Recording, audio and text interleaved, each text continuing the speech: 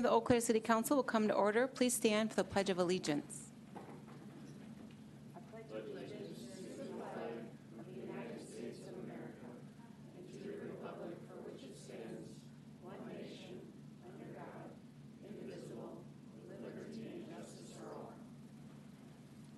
City Clerk, please call the roll.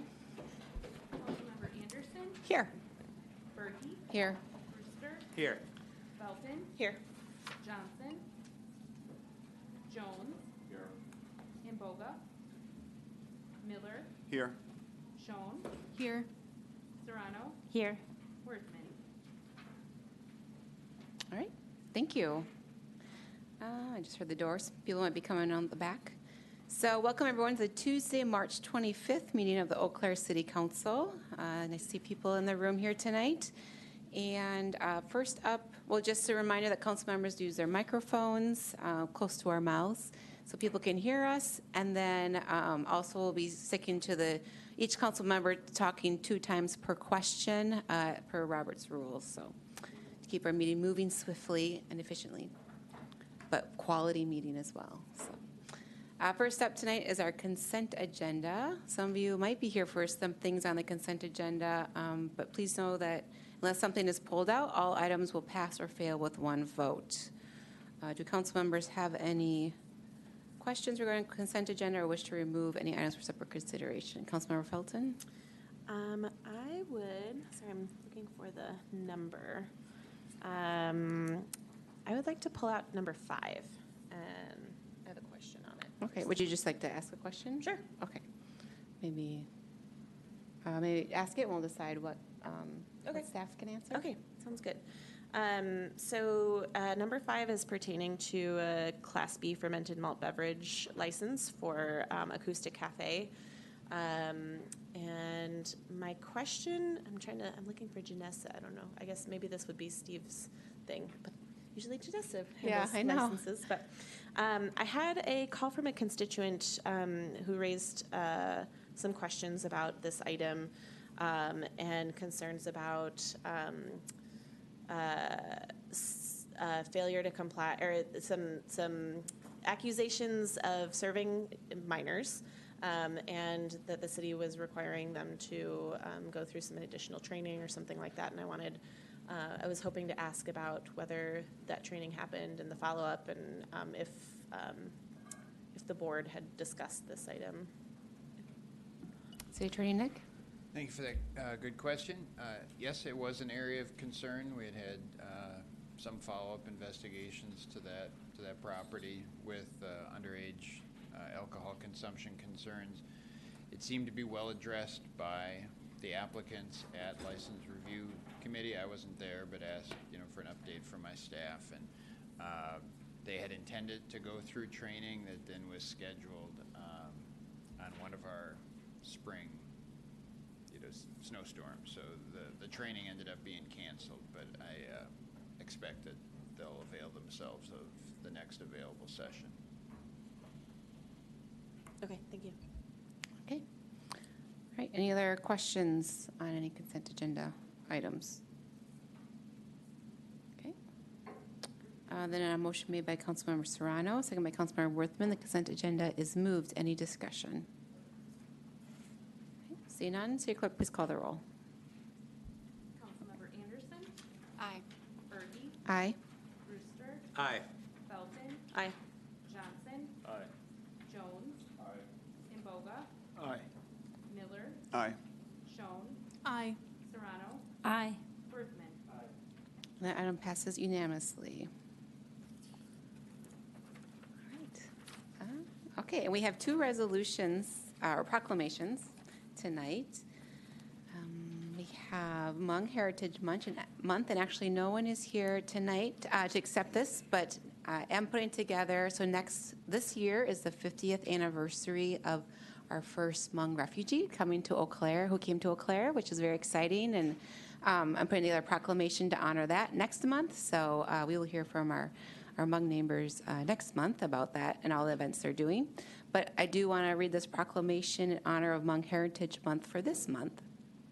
So, whereas the Hmong are an ethnically and culturally diverse people with roots in Southeast Asia, specifically Vietnam, Laos, Thailand, Myanmar, and China.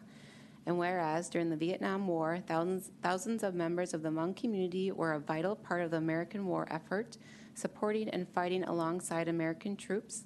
And whereas when the United States withdrew from the region, the Hmong faced harsh retribution from the communist, Vietnamese, and Lao governments for their involvement.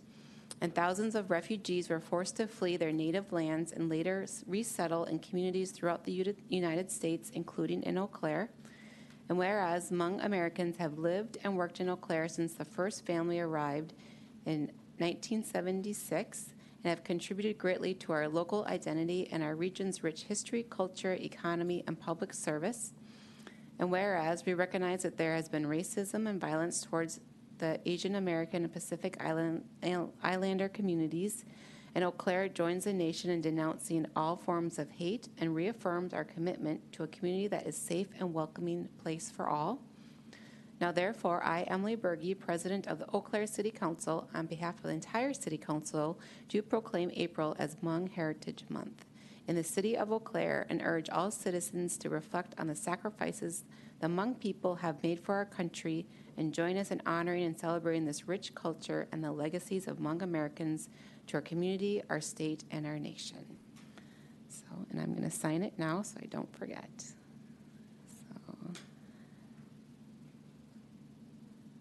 All right, and then next we have National Public Health Week, and we have people from our City County Health Department here to join us. I'm just going to sign this one too. If you want to meet me at the podium.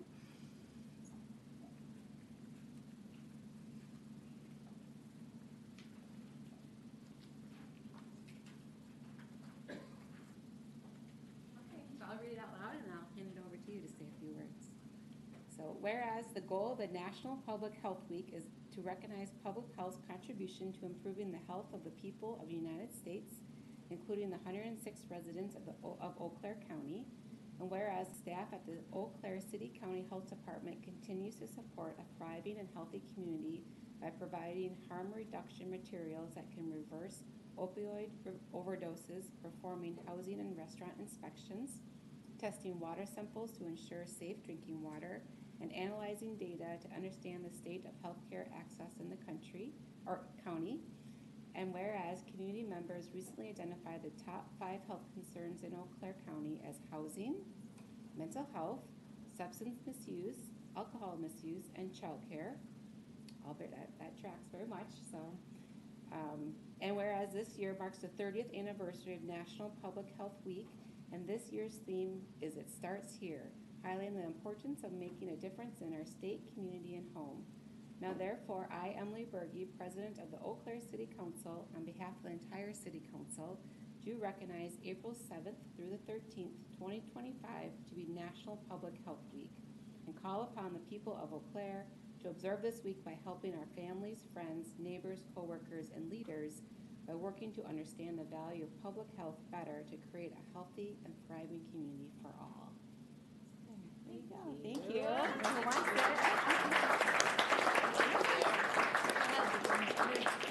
it? Team will introduce themselves. All right, I'm Marissa Stanley. I'm the Assistant Director at the Eau Claire City County Health Department. I'm Savannah Bergman. I'm a microbiologist in our public health laboratory. I am Janessa Vandenberg, a public health specialist in our Community Health Promotion Division. And all of the team at the health department really appreciates the opportunity to recognize Public Health Week. We welcome any of you to come over during that first full week of April and visit with us and learn a little bit more about what we do. So if you get a chance, stop by during that time. Janessa and Savannah are examples of people that are out in the city of Eau Claire doing work every single day. So you may see Janessa by the Lake Street Farmers Market if you go there over the summer, and Savannah might be talking to one of your neighbors about a dog bite or about ticks in the neighborhood. So all of them are doing work with City of Eau Claire residents. I do want to say a special thank you to Council Member Miller, who is on our Board of Health, and he represents you guys all on that Board of Health as your City Council representative. So a special thanks for that, and to Council President Berge for for the acknowledgement of Public Health Week. So thanks. Thank you.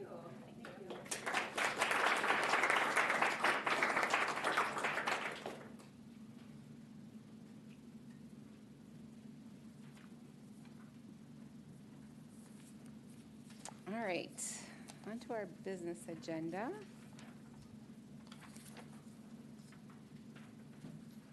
we go. So item number 14 is appointments and reappointments. So this is a resolution approving appointments and reappointments to various boards, commissions, and committees and formalizing the Business Improvement District or BID appointment process. And then our chair of the committee, Councilmember Miller, will take this. So Councilmember Miller. Thank you, Council President. On March 7th, the Advisory Committee on Appointments met to review applicants for the following boards: the Housing Advisory Board, the Housing Opportunities Commission, the Senior Center, the Sustainability Advisory Committee, and the West Grand Avenue Business Improvement District. In your packet, you can see the list of names of those who are recommended for either new appointments or reappointments. Something a little different from this meeting was that we invited members of the 4 bids to come to the meeting to discuss the appointment by which members are appointed to the bid boards.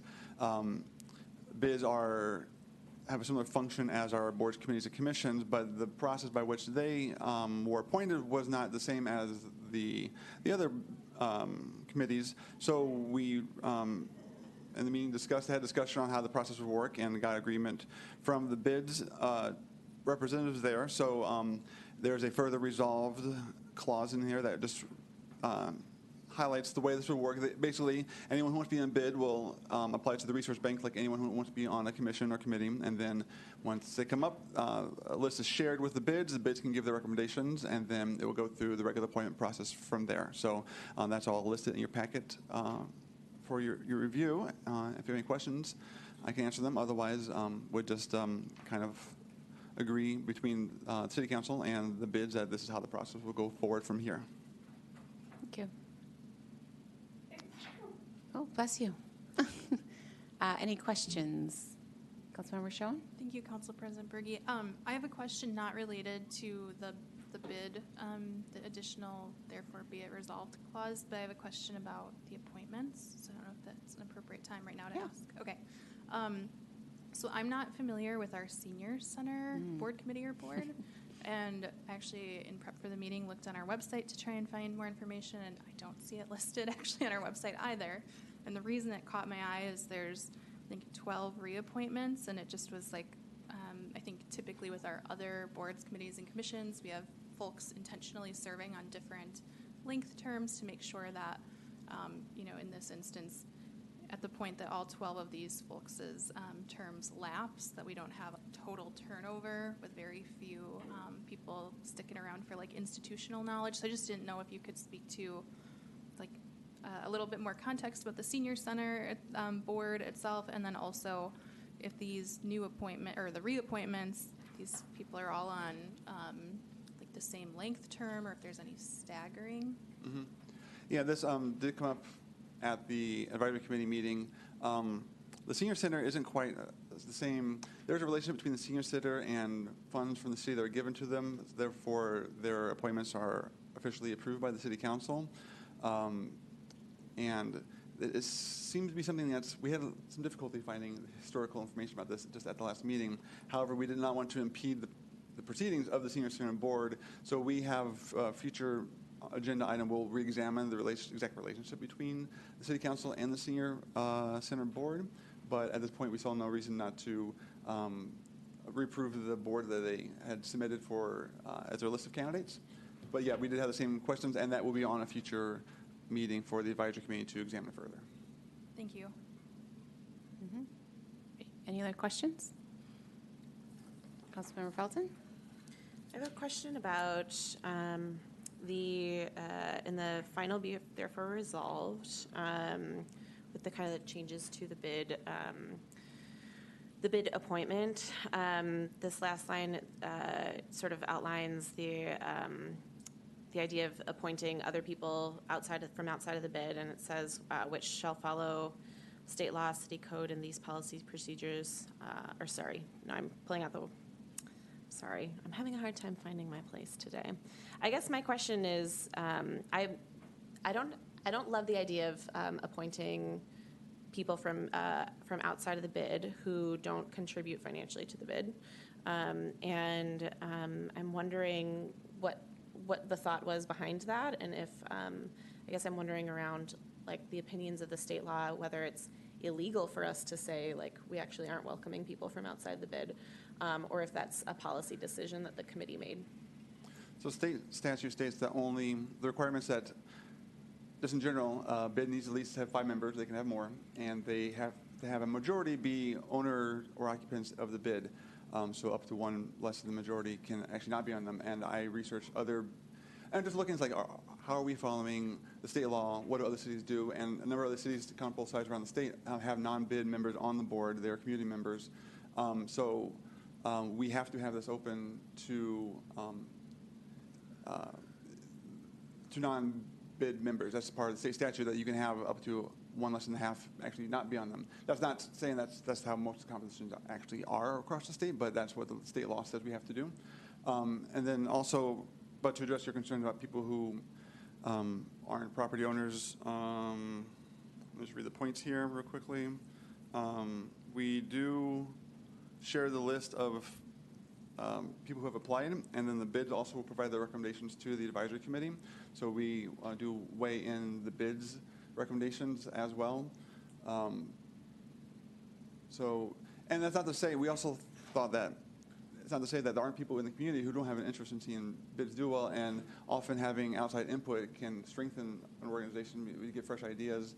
But we also will take the bids recommendations into consideration. We did have 3 of the 4 bids at this meeting, and they were all in agreement with these recommendations as well. So we had approval from them, so we included it in this here to match also state law.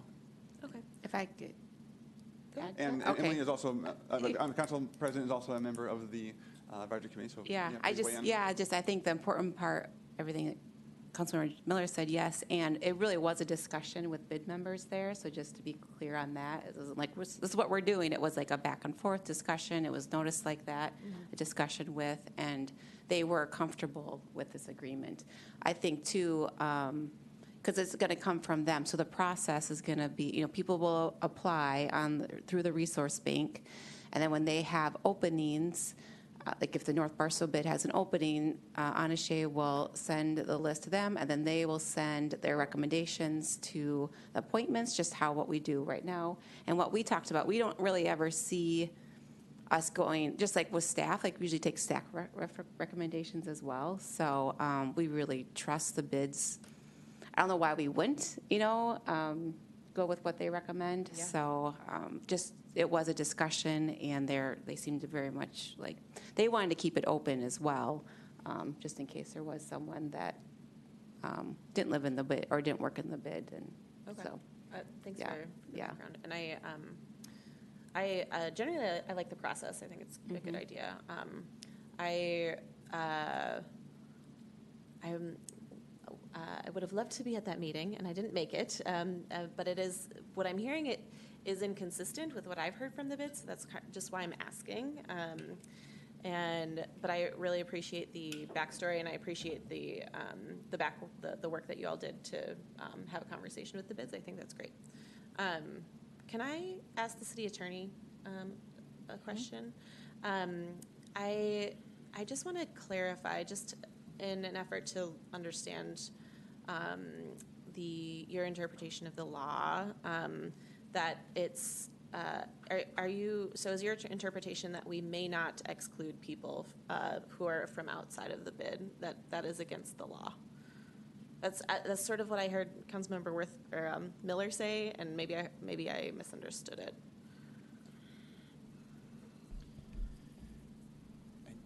I'll try to answer it, but respectfully, I'll try to answer it in a different way. So lots of, it's which way you ask it, or, we want to avoid the double negatives or things like that. So the key issue with appointments is, one, that it's council's decision. And the restrictions that are established by state law were correctly stated by Councilmember Miller, that at least half need to be owners or employees in the district. So it's at least half. So more than half are allowed. which can include all. But it's a council decision, so a process that would, say, exclude council from that decision and potentially say that, only members from, the district are in there, and that's something that, say, the bid establishes, that then vibrates, that's contrary to council making the decision. But if the scenario plays out that, 51% or 100% are owners or employees, that's just fine. The only scenario that would be prohibited is that council doesn't get to make the final decision, or that more than 50% are not employees or owners of the bid. Okay, that's super helpful, thank you. Okay. Good? Oh, yeah. I'll state my position then, if Sure. it's okay, now that I'm 'Cause I'm we- clear on the. Yeah, I was Oh, saying, was I it? don't think. Oh, I'm it's- sorry. That's okay. Any other questions? Okay, all right. Then by, motion by Councilmember Brewster, second by Councilmember Jones, this item is moved. Any discussion? Councilmember Felton? Yeah, so like I said, I like this new process. I do think that I like that it's a little bit more open, and that I like the idea that folks within the bid could see that it's open and apply, and the city council, the advisory committee on appointments could entertain multiple applications and pick the best one, or pick the one that is maybe recommended by the bids. I do have some issue with folks who are not from within the bid, businesses or occupiers within the district. I hear you, Council Member Miller, that sometimes folks from the outside can strengthen a conversation. I see this as a different situation. These are businesses that are like voluntarily contributing a significant amount of money, and I think that they should have the right to make the decision about how that money is spent, and just don't think that somebody who's not making that contribution would have the same kind of insight. That's my opinion. So I don't know. I'm inclined to vote no for that reason, but if there's an interest in an amendment, I would support that too. I was going to say something. Oh, I guess I wonder, what if the bid wants someone outside of the district? Yeah, Because that's what we It's- talked about. Sorry right. to interrupt. yeah. I guess it's just so like vehemently contrary to what I've heard from the bids. And like I said, I wasn't a part of this meeting, so I'm just like going off of what the things that I've heard. If that was the case, that the bids did want that, then that would be maybe a different story. So. Okay. Councilmember Miller? Thank you, Council President. Not to say, this is all policy, this is not to say there's any right way or wrong way of doing it, but in presenting this, I did do some research into what other cities across the state, comparable sizes, and I looked at Appleton, Green Bay, Janesville, Marshfield, Oshkosh, Sheboygan, and none of them are solely bid members. They all have some sort of non-owner on the board, and some of them have city council members serving on the board as well. So it seemed like the way we were doing it weren't quite aligning with the way other cities in the state were doing it, and not quite following the spirit of the law. I mean, once again, not to say it's all a policy decision. Like, we could decide here that they all should be bid owners, but that is not the way the law was written. Well, the law was written to be open. You could have all of them or one more than half, but it didn't quite align with the way a lot of other cities in the state were doing it. They have a few non-business owners on there. And then we did have open discussion. And the meeting was very, like Council President Berge said, often people present and discuss, but it was really kind of a more relaxed discussion with 3 of the 4 bid representatives, and they were in agreement with what we proposed. So that's why we felt comfortable presenting this here to council today. Yeah, and if I could, and you also sent out, Councilmember Miller, an email to the overview of what we're going to be voting on, correct, to the bids? Correct. And A we communication didn't- was sent out to letting them know. We had one bid member right back, and I clarified a little further, and he was also on board with it as well. So I haven't heard any negative feedback after sending out to all the members of the bids. Yeah. Councilmember Schoen? Thank you, Council President Berge. I just wanted to share, I appreciate like the involvement and like thorough consideration from other council members, including Councilmember Felton, about sort of the bid's stake and their vested interest in the board. I intend to support the resolution as is. I think that it is consistent with state law, and as we like discussed just recently, I think there probably is discretion in our ability to recommend, and for the Committee on Appointments to continue recommending exclusively owners and other like employees that work within the districts, if that's the recommendation of council and the bid that they bring forth. So I don't think it limits that practice from continuing, but I guess I personally think it's helpful to see that flexibility, and as you mentioned, some of the other benefits of just like the more increased transparency with the process. So I guess I just wanted to share, like, I don't view this as a change or a departure in how we've been, or like my understanding of what the eligibility criteria would have been previously. It's just clarifying, and there's certainly, this doesn't obligate us to like require the city to make sure that there's one non-member or something on the bid boards. It just would give that option, again, through collaboration between the bid board and then the advisory committee on appointments. So I just wanted to share that, and I intend to support the resolution. Thank you. Councilmember Brewster? Thank you, Council President. I'm not sure if this even matters at all, but all of the bids are still, as far as I know, operating under their own or older, some as many as 20 years old operating plans. And at least 2 that I'm aware of do specify that they all need to be owners, occupiers, whatever. So at this point, should this pass, we are passing a policy that conflicts with another policy that was passed by a previous council without modifying that. And I'm not sure if that's a problem, but it's something I worry about. Perhaps this might be better included in the new operating plans and then us vote on it at that time. I don't know what anybody else's thoughts on this are, but that's something I worry about, because I don't think this will negate those operating plans, unless City Attorney Nick would care to make a comment on that, I guess. Thanks. I guess I'll go back to, we talked about this with the bid, and they did bring that up. I think West Grand is one of the bids, and Ann was at the meeting. So again, I guess I go back to, like, we discussed all this, and they were in agreement, and Councilmember Miller put it out for all the bids to look at, and I guess I feel comfortable in that. And so we discussed those issues, and they were comfortable with this. So I'll just put that out. Councilmember Miller? Thank you, Council President. It wouldn't necessarily be contrary to what they say, because we could still appoint.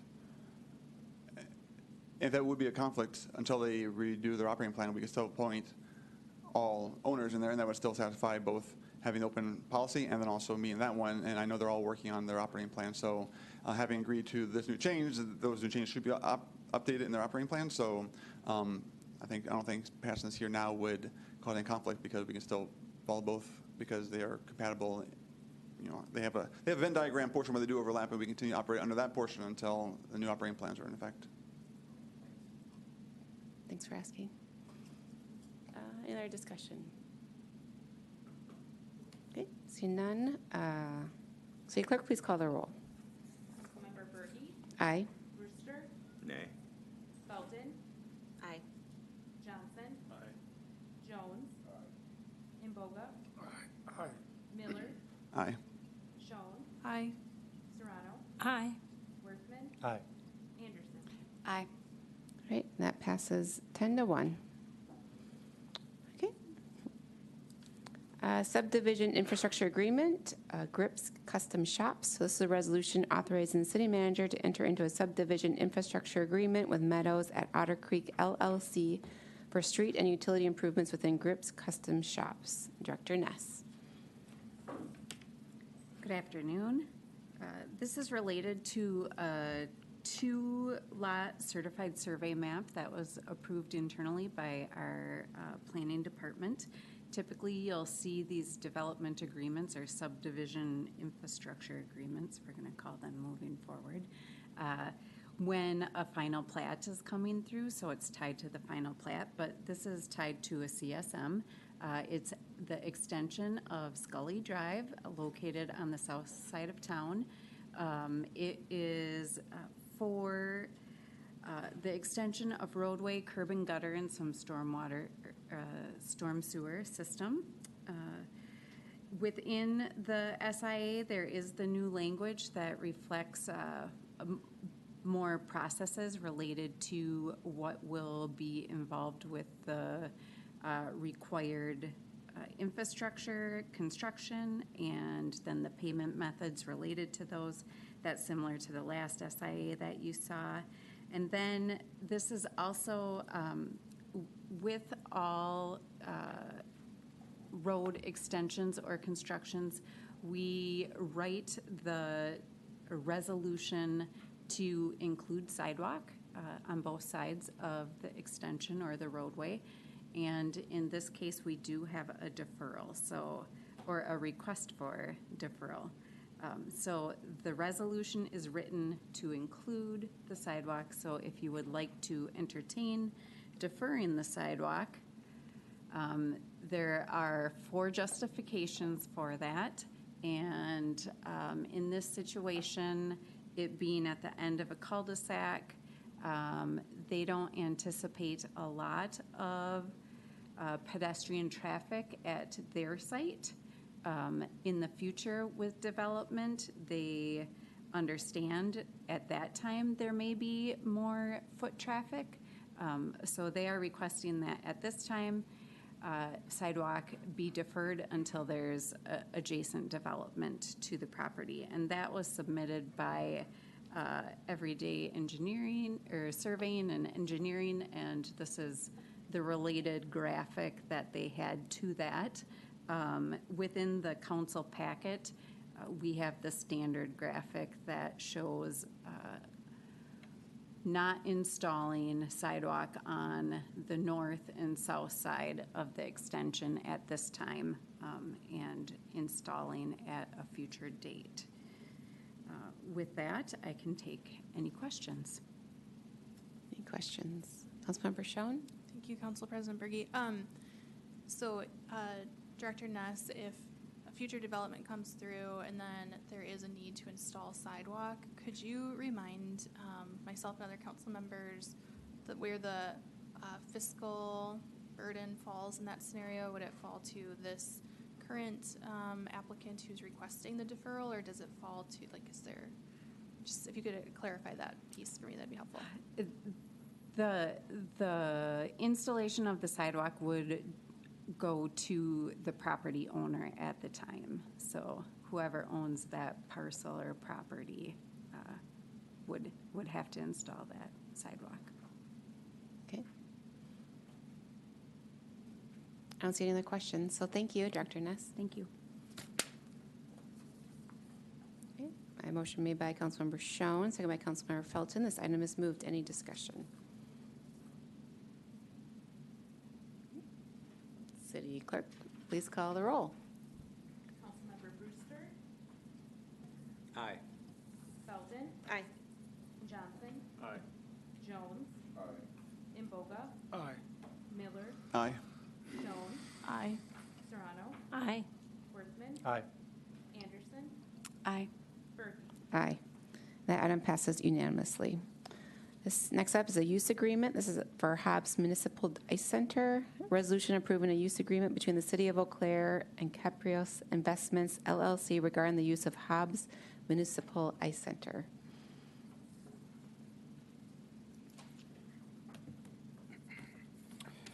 Good afternoon, council members. Thank you. This agreement before you is a renewal of a longstanding agreement between the Here We Grow Again consignment sale, which is owned by Caprios Investments LLC, and Hobbs. The sale has been happening at Hobbs going back longer than my time at the facility, all the way back before 2010. It is held twice a year in the spring and the fall. We do keep the specific dates of the sale each season out of the agreement to provide for flexibility in scheduling depending upon what's going on each year. And to give you a little bit of an idea of what the sale is and how it works at Hobbs, so we take the ice out of the O'Brien rink, which is the main event rink, immediately after the Figure Skating Club's annual spring ice show. And then the entire rink floor space, which is approximately 17,000 square feet, and then the perimeter floor space around the outside of the ice sheet are filled up with children's clothes, toys, games, furnitures, cribs, trikes, bikes, everything you might need for your children. This event gives people in the community an opportunity to find a new home for their unneeded children's items as their kids grow, and then get a little bit of financial benefit out of that, and then also allows people to find new items that would be new to them that they might need that, you know, would be cheaper than buying new from a store. It also gives people an opportunity to volunteer. The sale uses volunteers to operate as well. It attracts people from all over western Wisconsin who participate as consigners and shoppers, and again as volunteers, as I mentioned. This agreement is for 3 years. There are no substantial changes to the agreement outside of updated fees for each year. We find this sale to be beneficial both to Hobbs and to the community, and we're asking for your approval of this agreement. Great, thank you. Any questions? I don't see any, so thank you. And a motion made by Vice President Anderson, second by Councilmember Mboga. This item is moved. Any discussion? Okay. I'll just make a comment quick that it has been a great tradition in our city, and I used to, when my kids were little, I shopped there, and I know lots of my friends shop there, and it's a great, just really community-friendly event, so I'm glad that, yeah. So with that, I will be supporting this. So, City Clerk, please call the roll. Councilmember Felton. Aye. Johnson. Aye. Jones. Aye. Imboga. Aye. Miller. Aye. Schoen. Aye. Serrano. Aye. Worthman. Anderson. Aye. Berge. Aye. Brewster. Aye. And the item passes unanimously. Next, we have shared services agreement with Eau Claire School District. So this is a resolution approving a shared services agreement between the City of Eau Claire and the Eau Claire Area School District regarding use of recreational facilities and equipment. Mr. Newkirk is back. Okay, next one up, a very similar situation. This is the renewal of a longstanding agreement between the Eau Claire Area School District and us within Parks and Recreation related to the delivery of recreational activities, facilities, and services to the community. We in Parks and Rec and the school district use each other's facilities. The school district has athletic teams that play their games at facilities that we operate, and then we also operate programming through Parks and Rec at school facilities as well, namely swim lessons that we typically run at middle schools, and other things through our summer school partnership arrangement that we have separately with the school district. Basically what this agreement does is clarify how certain things work, mostly so that over time, as you know, maybe positions change and new people get into positions, everything is there so that we don't have to reinvent the wheel each year. Items that are clarified in this agreement include the procedures for scheduling and use of each other's facilities, fees for use of each other's facilities, and the associated invoicing practices that go along with that, and then also sharing and storage of certain recreation equipment. An example of that is that we in Parks and Rec operate a tumbling and gymnastics program in the summer at Hobbs in the O'Brien rink space, and that's through our summer school partnership arrangement with the school district. And the school district actually brings some of their gymnastics equipment to Hobbs and allows us to have it set up in the space for the summer so that we can run that programming. So that's an example of shared use and storage of equipment that's clarified in that agreement. And then it also discusses the process for the school district requesting parks maintenance staff to go to school district athletic fields and put the lines down for soccer, football, what have you. That's been an established practice for quite some time. The school district requests that of us when we're able, we go do it, and then they pay for the cost of that service that's provided by our staff to do so. This is a 5-year agreement, And changes from the previous version are just further dialing in the language of what is agreed upon to be shared between both organizations. So once again, we're asking for your approval of this agreement as well. Great. Any questions? Not seeing any, so thank you. Thank you. So I motion by Councilmember Johnson, second by Councilmember Miller. This item is moved. Any discussion? I'm a fan of the Eau Claire School District as well, just saying. All right. City Clerk, please call the roll. Councilmember Johnson, Aye. Jones, Aye. Imboga, Aye. Miller, Aye. Schoen, Aye. Serrano, Aye. Worthman, Anderson, Aye. Berge, Aye. Brewster, Aye. Felton. Aye. The item passes unanimously. Next, we have free transit rides for Election Day. This is a resolution authorizing the Community Services Department to accept a monetary donation from Joining Our Neighbors Advancing Hope, or JONA, to sponsor free rides on Election Day. And we will need 8 affirmative votes required for adoption due to this being a budget item. So we have manager running. I was going to call you planner running, but I guess you're still a planner. Planner, manager running. Oh, Yeah, there we go. thank you. Good evening. Before you, I have a resolution authorizing the Community Services Department to accept a monetary donation from JONA to sponsor both paratransit and fixed route rides on Election Day, April 1st. The paratransit ride is outside of our budget. It would just get billed directly from Abbey Vans to JONA, but that is estimated to be around $300, and then the budget amendment would be $300 to cover the revenues from fixed route transit. Great, thank you. Any questions? Oh, yeah. Vice President Anderson. Thanks so much for presenting on this. One question that came to mind when I looked at this is like, let's say it's my birthday. Can I do this too? Like, Yeah. Can anybody? Of course. Yep. Okay. We really appreciate JONA's partnership. They've done this several times, and we really appreciate the efforts that go into eliminating any barrier to get people where they need to be on Election Day. So, Thank you. Thank you. All right, thanks. Don't see any questions. All right. Okay. A motion made by Councilmember Serrano, second by Councilmember Worthman. This item is moved. Any discussion? Councilmember Miller? Thank you, Council President. While we're talking about things we like, I like transit and I like Yeah. elections, so Yeah. this is great. Good things. Good things. Yeah. All right. Any other discussion? Okay. Councilmember Serrano? Thank you, Council President Berge. I just really want to thank JONA for stepping up and doing this on a spring election, which often are kind of lower turnout elections, and it's a great way to also just bring attention to the fact that we have an important election coming up. So really appreciate their support of the community in this way. Yes. Thank you. All right. City Clerk, please call the roll. Councilmember Jones. Aye. Imboga. Aye. Miller. Aye. Schoen. Aye. Serrano. Aye. Worthman. Anderson. Aye. Berge. Aye. Brewster. Aye. Felton. Aye. Johnson. Aye. The item passes unanimously. Happy voting. Tree policy updates. Item number 19. This is a resolution in support of updating the City of Eau Claire's tree ordinance and exploring a city commission to lead future policy recommendations. And we have Councilmember Worthman and Felton who brought this forward. And Councilmember Worthman talked on it last night. Anything else to add, Councilmember Worthman? Okay. All right. Councilmember Felton would like to add? Okay. Any questions on this? All right. Seeing none, we'll move it to discussion. So, and it's moved by Councilmember Worthman and seconded by Councilmember Felton. So now it's moved. Any discussion?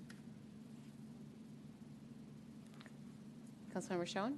Thank you, Council President Berge. I want to say I really appreciate this resolution. I think there's a lot of really great things in it. I appreciate the context shared last night about how it differs, like the process of updating this ordinance from the other larger zoning overhaul that we're also working through right now.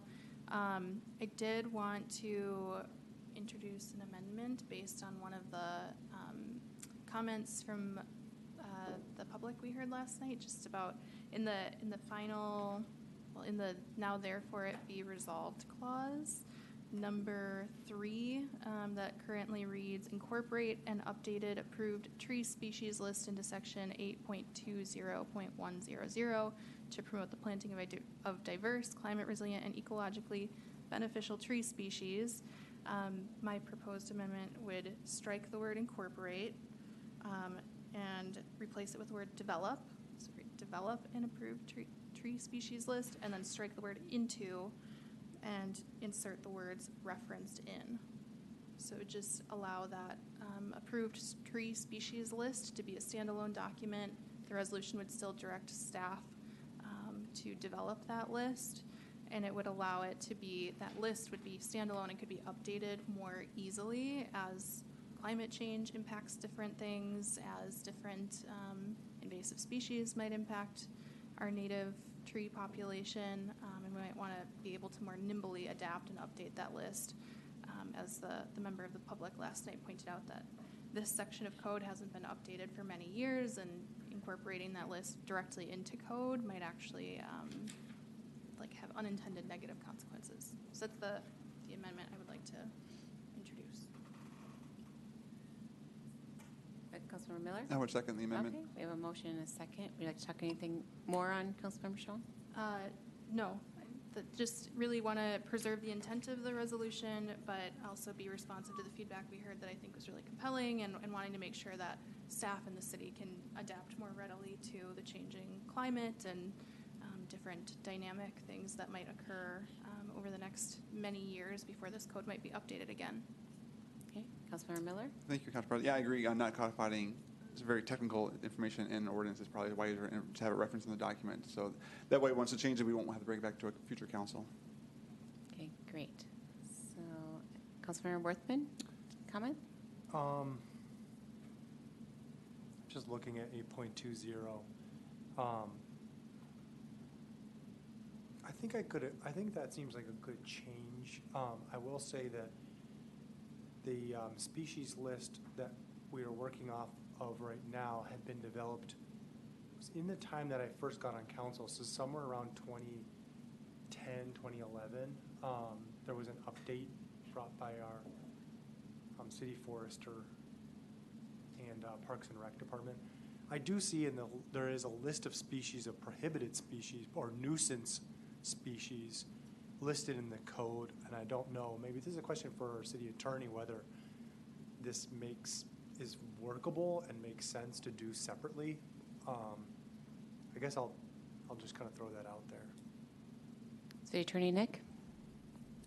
I think the idea is good. It strikes me as something similar to the fee and license schedule approach that we introduced maybe like 20 years ago, and I do remember updating the prohibited species list. So yeah. It happens, but I think for sure you'd want in the ordinance we review and adopt it in some manner through council, especially if, again, this is just a resolution moving in that direction. We're a long ways away. Obviously, you'd have an ordinance that you'd have to approve. But especially if anything like this list had anything to do with fees, that's not something that staff would want to be changing in and out. That would ultimately have to be a council decision of whether, one type of tree has a several $100 fee attached to it and another doesn't. Mm-hmm. That's something definitely that would be coming back to you to decide. But the concept of lists and being able to adjust them is a good one, and I think it's something we can work with as we work to develop the ordinance. All right. Any other discussion on the amendment? Otherwise, we will vote on it. So, City Clerk, please call the roll. Councilmember Imboga? Aye. Miller? Aye. Schoen? Aye. Serrano? Aye.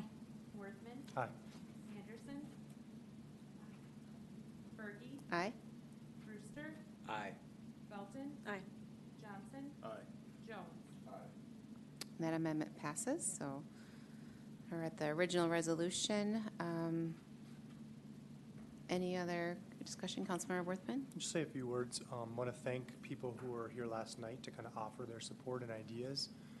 And I want to be sure to mention that This is an issue that I think our community is paying pretty close attention to, and not just now, but over the past decade has really grown in awareness, especially as I think there's a number of factors, but I think one is just how I love this stat, and I'm going to share it today, but they found in Minnesota's Climate Action Framework that the term robust tree canopy in a community can offset carbon emissions by up to 1/3 for a community. So you're thinking about like the role of our trees, the importance of our trees for sequestering carbon, for cleaning our air, for beautifying our neighborhoods, for supporting wildlife. Just there's so many benefits, and I think what we want to do here is kind of double down on what had already been worked on through the last 50 years from our city staff. And our idea is that I think our staff and directors have and how to improve this, but also matches what the community is asking of us at this moment. And so, you know, that's really what I feel is the importance of this effort, is to lay that roadmap, to give ourselves some guidance, and to express our shared support for Eau Claire's tree canopy. I hope folks support it, and I look forward to continuing to work forward on the actual ordinance updates throughout this next year. Great. Okay. Any other comments? I'll say something. Yeah, okay, great. Councilmember Felton. I figure I should say something. I love the trees too. I don't want to give the impression that my silence is apathy. Of course, this was a long process, and it was something that Councilmember Worthman and I both care really strongly about for lots of reasons, including climate, but also the mental health benefits that our citizens get from trees in their neighborhoods, and the economic impacts that trees have in our community. And really happy to bring this forward. Particular thanks to Councilmember Worthman. He did the heavy lifting on this one, and was just really happy to support it. So. Great. I should ask this question before, but maybe leave more of a comment. But in the so the be it further resolved requests, city staff and committees prepare and present revised ordinance. Do you see? I feel like I know the answer. Do you see the public also being involved in that process? I'm thinking we don't need to amend it. That maybe that's just like kind of known or assumed. Or what are your thoughts on that? Yeah, I think so, Council President. Thanks for bringing that question forward. To me, there is already a robust community awareness of this issue. And so as the Sustainability Advisory Committee, which has in its work plan updating the code, is working forward on it, I expect public input at that point. I expect if we're seeing drafts and having public hearings on some of the ordinance language, we will receive more public input. So I think there will naturally be interest in this as we go forward. And one of the things I'd like to do is, and it's already played out in the last few days, there's the media in our community are also bringing this into people's consciousness, which I think is a really important thing, that everyone kind of understands that we're going through this update together. Whether they agree or don't agree, that we're doing it in broad daylight, and that there is that opportunity to give comment through email, through showing up, whatever it is. Great, thanks. Okay. All right, no other discussion? City Clerk, please call the roll. Councilmember Miller, Aye. Jones, Aye. Serrano, Aye. Worthman, Aye. Anderson, Aye. Berge, Aye. Brewster, Aye.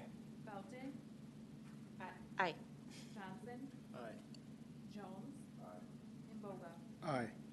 The item passes unanimously. All right, now on to ordinances for action. So first up, parking restrictions and traffic control. This is an ordinance amending Table 3 entitled Stop Intersections and Table 8, entitled Parking Prohibited of the Code of Ordinances of the City of Eau Claire, adjusting parking restrictions and incorporating additional stop sign traffic control, and Director Ness. I don't have anything additional to add, but I am available for any questions if there are any. Right? Anything? No? I don't see any, so thank you. Okay, then by motion made by Councilmember Brewster, second by Councilmember Jones. Councilmember Brewster, second by Councilmember Jones. This item is moved. Any discussion? Councilmember Miller? Thank you, Council President. I just wanted to thank the engineering department just making incremental changes to our code that makes our intersection safer and makes things easier for the people in the city. It's not a big change, but every little bit counts. Great, thanks. All right, City Clerk, please call the roll. Councilmember Schoen, Aye. Serrano, Aye. Workman. Anderson, Aye. Berge, Aye. Brewster, Aye. Felton, Aye. Johnson, Aye. Jones, Imboga, Aye. Miller. Aye. The item passes unanimously. Next up, we have zoning. So the ordinance to rezone properties from TR-1A to R1 and R2P located at Evergreen Terrace west of South Lowe's Creek Road. We have Director White. And Council President Berge and council members, don't have any additional information to provide this evening. Do want to ensure that everybody received an email from Director Ness roughly an hour or so before the meeting. It provided some additional feedback based on some comments and concerns and questions that were brought up at last night's hearing. Be happy to answer any additional questions. Great. Any questions? Councilmember Worthman? Thank you, Council President Berge. Director White, I wanted to hear, and I haven't had a time to look at the email yet, but I see you sent an email as well regarding the condition that Plan Commission included regarding width of the shoulder and parking along Evergreen Terrace. Correct. Help me understand why that specific condition wasn't included as the other conditions were. So the condition that was requested by the Plan Commission, or recommended by the Plan Commission, relates to doing a 6-foot wide gravel shoulder to widen out terrace, Evergreen Terrace. So discussions with engineering department and the developer afterwards reflected that the better solution would be one that was originally discussed by the engineering department and the developer, which was to actually do a full curb and do an 8-foot parking lane on the south side, which is actually a safer option, provides more access to parking, was workable. They originally decided against that cross-section because they wanted the rural cross-section on to match the south with the north side, which is a rural cross-section. However, to address that need for a safer access to park vehicles along Evergreen Terrace, they are looking to actually do curb, stormwater, and an 8-foot parking lane along the south side of Evergreen Terrace. That development will occur under the term 3, then the terms of that will go into subdivision development. That will be done with engineering, will come back for council for approval, and is addressed by condition 3 as defined within the development agreement, or within the conditions that's set forth by the Plan Commission. But it's not the same as the shoulder, so that's why they chose not to reference the request for a 6-foot shoulder when they're actually going further to do a full parking lane. So it appears that it's less of what we would consider a rural cross-section and more of a regular residential street design. And for my clarity, it would extend not only on that north-south section, but along the east-west section of Evergreen as well, or how it would basically be the whole thing? They're looking at doing that, but correct, the anticipation is that it will occur along all of Evergreen Terrace. Okay. And again, that will be defined and worked out with the engineering department and will be part of a development agreement to cover those pieces. That'll come before council at a later date. Thanks for the clarity. Great, thanks. Any other questions? Okay, not seeing any. Thank you. Thank you. Director White? Yep. Okay, and by motion made by Councilmember Schoen, second by Councilmember Felton, this item is moved. Any discussion? Councilmember Serrano. Thank you, Council President Berge. Well, I want to just first of all acknowledge the many people in our overall community that have written to us and expressed their heartfelt concerns about this development. I just feel the passion behind this and folks' concern about, you know, putting this level of I'm going to call density. I'm going to put it in quotes because density means so many different things, right?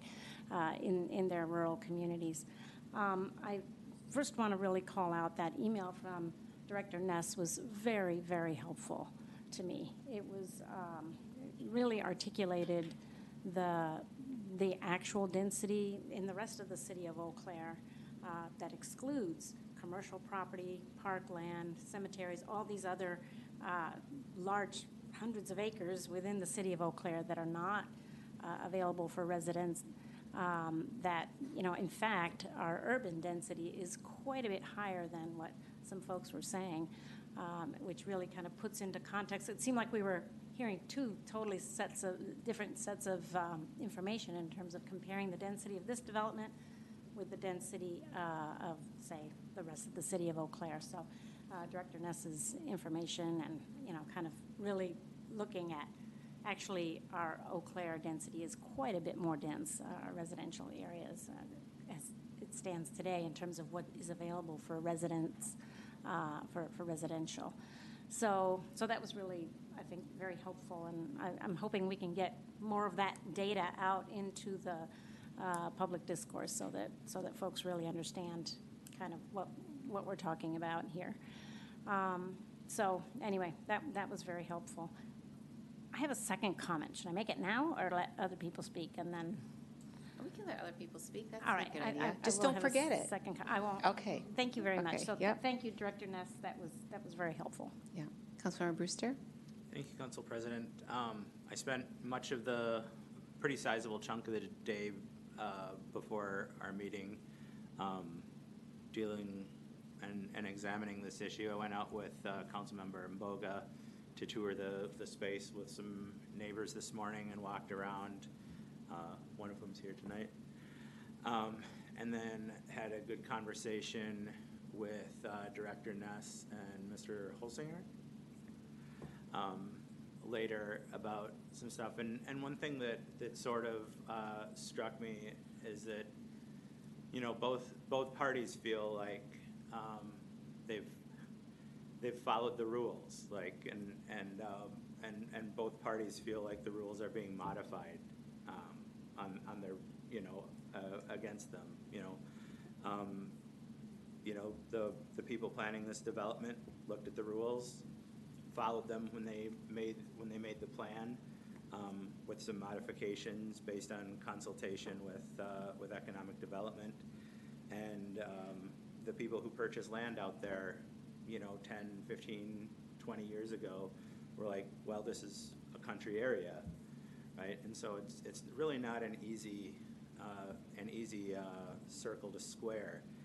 And I guess one thing to consider, if, you know, we are of the opinion that this is, you know, too high a density for an area, which, you know, where it is, maybe it is, I don't know. But that's something that we should be, you know, considering, you know, maybe examining a little bit further with the zoning code update.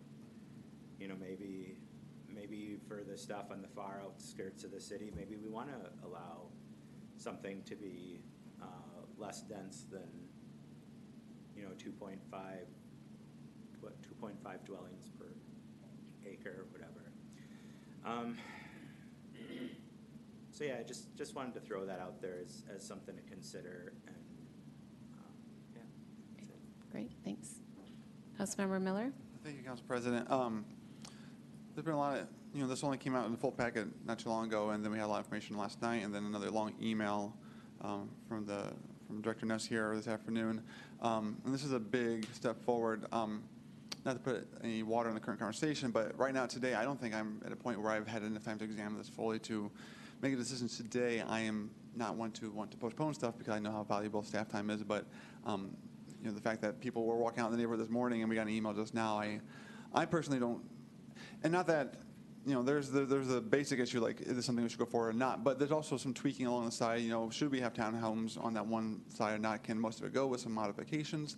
I just don't think we've had enough time to fully examine the full package in order to make for me, to be comfortable voting today. So I'm not going to say anything right now, but I'll let the conversation continue. But I would maybe later consider postponing this so we can have more time to fully digest all the information. Councilmember Worthman? Thank you, Council President. I think I want to just elevate the conversation about our century code because I think Councilmember Brewster brings up a really great point. If century code were in place already, a document that we're going to be voting on in 3 to 4 months,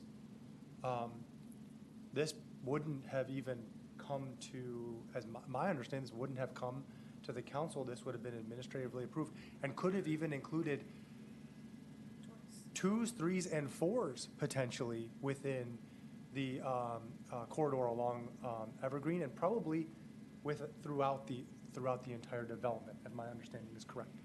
So, to me, this is a little bit of a test of our values in what we've been talking about in Century Code.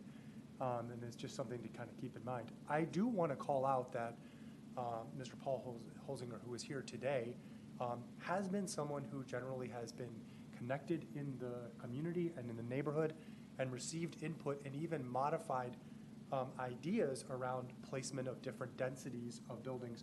And I think about Orchard Hills and the fact that some of those early drawings that I saw often had transitions of like single family that were matching up against single family with denser developments within the internal part of the development. Now, I understand the resistance a little bit to do that because it's more valuable land is certainly away from the road, and I think that's why it's oriented that way. But I do wonder if there's some give and take that could happen here with the neighborhood and with a layout that might make sense both from a financial aspect but also from a neighborhood aspect.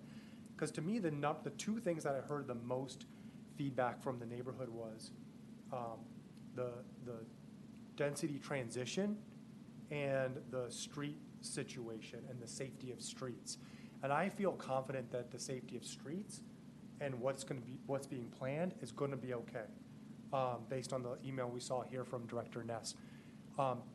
I'm open to, I could go either way, but to whether it would make sense to work a little bit more with the neighbors to come to some understanding about what does the transition look like from 1.5 acre lots to a single family versus having twin homes. I'm open to that conversation depending on where the council's feeling like going. But I want to thank Mr. Holzinger for the work he's done to try to bring this forward and to be open to hearing some of those suggestions and ideas.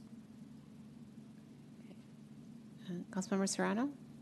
Yes, my second comment, thank you, Council President Berge, was I toured the site yesterday. I went on my own, and I was really saddened and disappointed. This is just a comment that in our presentation last night, the sort of enthusiasm about, oh yeah, we're excited to put this dedicated park space on the northeast portion of the site. Well, all those trees have been cut down now, and I thought, oh man, what a missed opportunity. They hadn't really exactly decided where was there going to be park space, where it was. That was wooded before very recently, and now this area that's supposed to be the park, no trees. So that's a comment of disappointment of kind of the order in which this is happening. Just unfortunate. Okay. Any other comments? Councilmember Mboga? Thank you, Council President. For me, I would add what Joshua said and Council Mira and Council Wiedemann. I think it would be a good idea to push it forward or hold it for some time so that I know Paul is open-minded and the resident or the neighborhood of Evergreen Terrace. I think the morning when me and the council priest, we were there, they were telling us that they are waiting to work things out with Paul.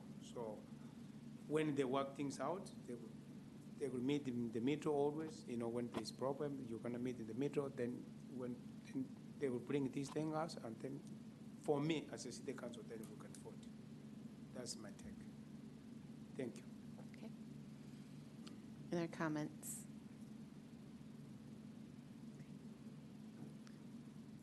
Councilmember Brewster? Yeah, so one thing to consider is that, you know, with this development, unless we want to grant some sort of exemption, having the twin homes is basically a requirement to meet our density requirements for the city. And so, you know, moving them around, maybe that's a possibility. You know, if we want to grant an exemption from the density, I assume that's within our capacity to do so.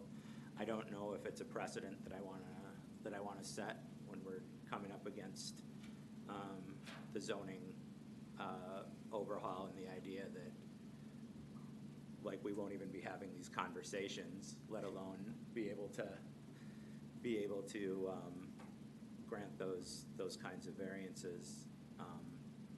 And so, yeah, once again, I just my mind keeps drifting to you know, potentially the types of, you know, neighborhoods that we'll be building with the new zoning code, but also the potentially missed opportunities for, you know, compromise and improvement. You know, if this hadn't gone to Plan Commission, maybe the little parklet with the playground or whatever wouldn't have been included. I don't know for sure that it wouldn't have. It very well, you know, maybe a neighbor would have suggested, and Paul would have been like, hey, that's a good idea. We should do that. But, you know, just the opportunities for those conversations are going to be much reduced, and that's something that I perhaps bemoan in advance. And so that's all I had to say about that. Yeah, I'll just make a comment. I'm really appreciative as well, the people that showed up last night, all the emails, and I think someone said, we know that you're listening, but we're not sure if you're understanding. And I guess, yes, I was listening, and I do understand where they're coming from. And this is not like when Orchard Hills came through, you know, these are hard decisions, because I know the people that are coming, you know, they're friends and people I know that, you know, are very upset about this, and that's hard. It's an emotional decision, and I know it's impacting them. And, you know, kind of what we're talking about, we do need housing, and I understand their point. It's not affordable, but that is why we do density, because sure, maybe it seems like they're referencing the Orchard Hills. So maybe one of these houses will be not Orchard Hills, 400,000. Yes, that's maybe not affordable, but it's still cheaper than, you know, 800,000. And that's what density allows us to do, is to have, you know, lesser expensive homes, more in the reach of people. And that's important, to have homes for people to live in, because Eau Claire is growing. You know, Wisconsin as a whole is supposed to decrease by 200,000, and Eau Claire is supposed to increase by, I think, 12%, you know, in the next 20, 30 years. So, like, where are those people going to live? And we want the people, like, I want people here because that's, you know, I like people, you know, and it adds vibrancy, and, you know, people can start small businesses, and they can work, and it attracts other businesses. And just to be honest, with our tax laws in Wisconsin, as we talk about, if you're not growing, you're basically dying. So we need to be on that upward spiral. With that, you know, where I live on the north side of Eau Claire, there was a forested area, and just in the last, 8 years or so, that was all cut down. It was very painful to see, and that's why, like, I understand that. And there's probably 100 houses put in my neighborhood, and I'm like in the city. And there were concerns about density, so I understand that. And now we have a really vibrant neighborhood, and there's new kids living there, and new families, and it's more. I mean, it's people that are living there, that are there that weren't there before, and so that it's really added value as well to our neighborhood. And I think I'll just say one more thing. I want to echo what our former council member Christopherson said, and see if I can say this. But she said, in order to make a vibrant neighborhood and a connected neighborhood isn't dependent on what the house looks like. It's dependent on how you treat those people and how you interact with those people, And I think she said it better than that. But the point is, it's not really what it looks like, it's how you welcome those people. And that's because we all want to live in amazing neighborhoods. That's what I heard last night. And it's about the people, not what the housing looks like. So just want to also bring her words to us tonight. So those are my long comments. I got to keep that on. So Councilmember Jones. Yeah, thank you, Council President.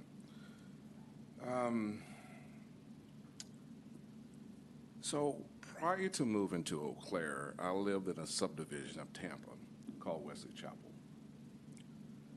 And if you want to talk about density, it was crazy. It is still crazy. Every time I go home to visit Wesley Chapel, there's nothing but growth, growth, growth, growth, monolithic growth. So much so, I would even dare move my family back there. And that's where I was living at. I think, and I'm used to like mega home builders, right? Your Toll Brothers, your D.R. Hortons, your Lennar Homes, your Pulte Homes. I mean, these are massive corporations who buy massive land lots, and they stick thousands of homes, right, on this land that they purchase. So, I mean, I'm sensitive to the conversation here and to the residents' concerns. I guess, my lived experience is just so different when it comes to this process, and how the privilege of being able to speak to a local developer was non-existent. Non-existent. You had no say-so, essentially, right? And I listened to how the developers have attempted to mitigate some of the concerns with changes that they've continuously made. And I'm like, man, when I bought a home, in Wesley Chapel, it was like cookie cutter. And you can literally stretch out your arms and touch your neighbor's house. Seriously.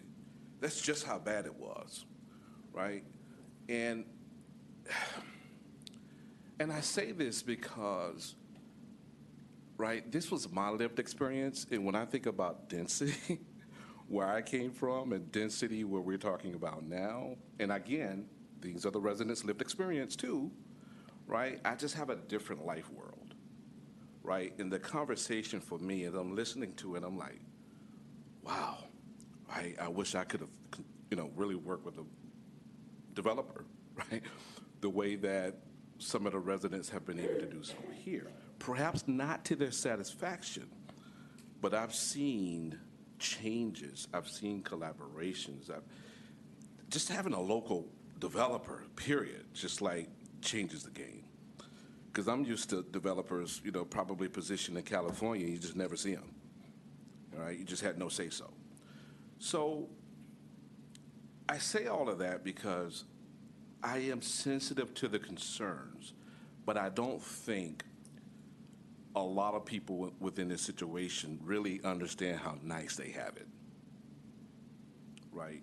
In terms of the degree of collaboration, albeit perhaps not to their satisfaction, that they've been able to engage in with the developers, right? And some of the reconsiderations that the developers have made. I listened to Mr. Holsinger last night, talk about placing twin homes along the street where it's less desirable. Yeah, If you wanted a lot where I came from, like a premier lot that was by a man-made pond, you're paying $100,000 for that lot, right? I mean, those were the real considerations, right? And this is by a man-made pond that was probably no bigger than this area. I'm being honest with you. An extra $100,000 tacked on your home, right? So I say that because I think you have to look beyond the immediacy, right, of, I think, what's happening here. You have to contextualize it on a much broader scale. We're not talking about the 1970s anymore. We're not. We're talking about 2025, and we're also talking about essentially what's going to happen in 2050 or 2100, right? Eau Claire is not going to look the same. This is what we're talking about. And I think people have to understand this is no longer the 1970s. So that's all I want to say. Change is inevitable. Change is constant. Change is hard. But we have to deal with it the best way we can, right? We stay plugged in. We continue to negotiate. And we have to give some give and take, right? It has to be some type of status or stasis, if you will, from both ends of the spectrum. And I feel that that has occurred here. So, thank you. Thank you. Any other discussion? All right. We'll vote. City Clerk, please call the roll. Councilmember Serrano, Aye. Worthman, Aye. Anderson, Aye. Berge, Aye. Brewster, Aye. Felton, Aye. Johnson, Aye. Jones, Aye. Imboga, No. Miller, Aye. Scholl. Aye. That passes 10-1. Okay. Annexation. So this is the ordinance annexing land to the city of Eau Claire located in the town of Seymour, Eau Claire County, as shown on planning drawing number 251A. And this will require 2/3 vote, so 8 affirmative votes to accept this annexation. Dr. White.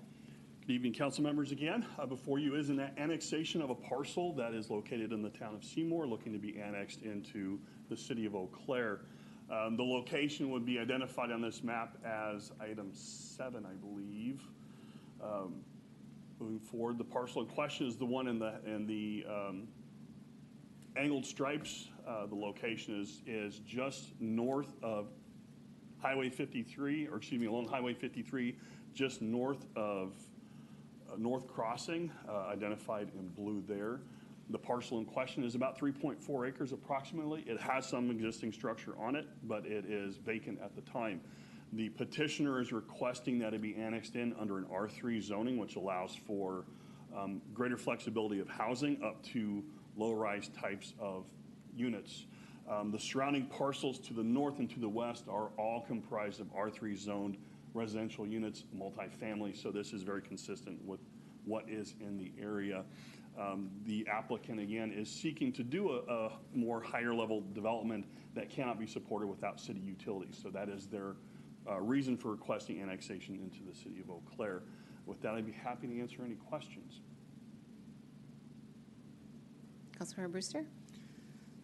Thank you, Council President. So this is a little bit more philosophical, but I know lately our policy has been to sort of encourage multiple types of housing in the same area. But it seems like whenever something is adjacent to multifamily, you know, it's always just multifamily that goes in there. You know what I mean? And, you know, I understand that there's market forces at play. You know, if you're building single-family homes right next to, you know, other multifamily, it might be less lucrative. But I'm just wondering if that's something that maybe we should have a discussion about, you know, at some point in the future. Like, do we really want to mix, or do we only want there to be, you know, higher density with regards to where we put single family? And I don't know if you have anything that you want to add with regards to that. I've just been thinking about this a lot this afternoon for obvious reasons. No, absolutely. That's a great point. The R3 zoning allows for the greatest flexibility. The developer or the property owner who's doing the petition hasn't really defined what they want to put in there yet. Their indication is they want to do a mix of housing types. But if they come in as an R1 or R2, they immediately restrict themselves to just 1 or 2 family homes. R3 allows the option to do a mix of maybe singles, twins, and or duplexes and higher density, which in this case is still low-rise types of buildings. So it's just a matter of creating flexibility. They'll have to go through extended process of determining the housing type, ultimately coming forward with plat, because we're looking at a space that's large enough that require platting, and there would be other opportunities for input from the city at that point. Great. I don't see other questions, so, City Attorney Nick. I can't let a good question like that go without reference to my favorite zoning district, RM. So take a look at RM zoning. It is for properties on the edge of the community coming in, or infill lots that allow for a mix of zoning densities. That would have been a potential zoning designation for this one as well. And when the specific project comes in, it might find its way in that direction eventually also, or as a P plan district. But with this being a kind of a highway adjacent project, and given the adjacent zoning, the R3 was determined. But I'm a big fan of the RM because it allows that sort of flexibility. So we do have it in our code. All right, thank you. It's fun reading.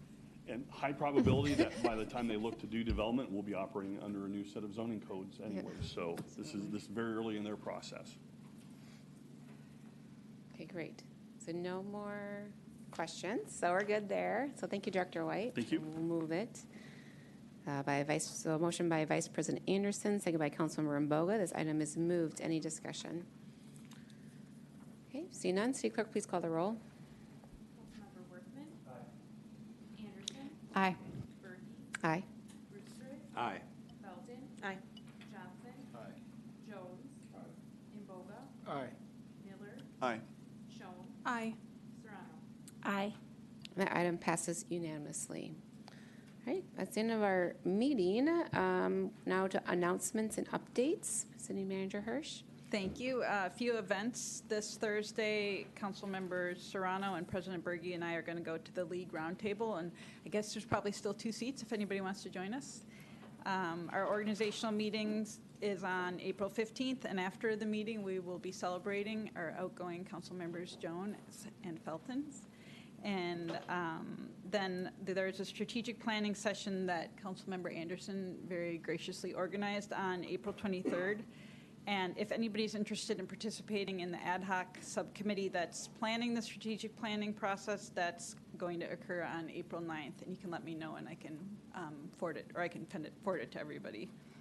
And we are, I sent you more information about the CORP plan, the open space plan that you can take a look at when you get a chance. We'll set up another work session. And then Deputy City Manager Solberg is working on future meetings on trash and also parking, and we'll let you know about that. Great. And, staff is invited to come with us on Thursday, if anyone would like to come to Menominee. Any other announcements from council?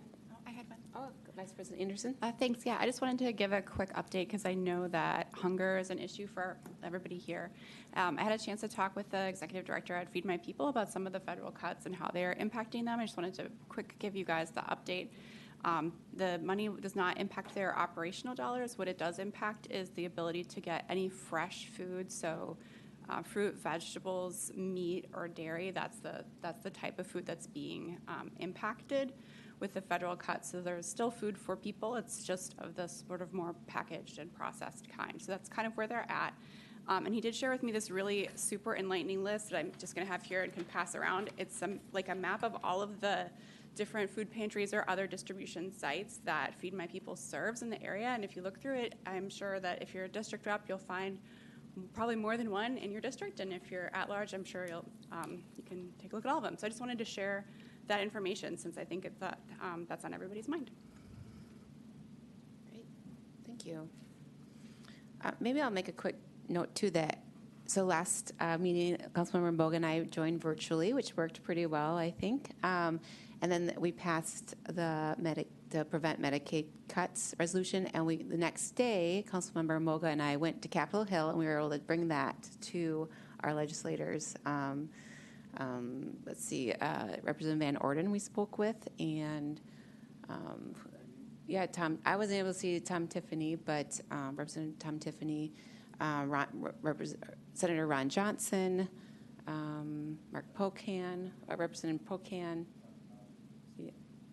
and Senator Tammy Baldwin. So just we were able to, so that worked out really well, I thought. So, yeah. All right. With that, this meeting is adjourned. Oh, yeah. Just kidding. Take that back. Undo. Reverse. Yeah. I was wondering if we might take a 5. Yeah, but let's go into closed session, vote on the closed sessions, and then we'll transition. So upon a motion duly made and carried, the city council may go into closed session to conduct the annual performance evaluation process of the city manager, an employee over whom the city council exercises responsibility, which is permitted in closed session pursuant to S 19.851C of the Wisconsin statutes. Can I get a motion? Councilmember Miller, second by Councilmember Imboga. Any discussion? Okay, City Clerk, please call the roll. Councilmember Anderson? Aye. Berge? Aye. Brewster? Aye. Belton? Aye. Johnson? Jones? Imboga? Aye. Miller? Aye. Schoen? Aye. Serrano? Aye. Worthman? Okay, and that passes unanimously. Yeah, we'll take a few-minute break, and then we'll get started.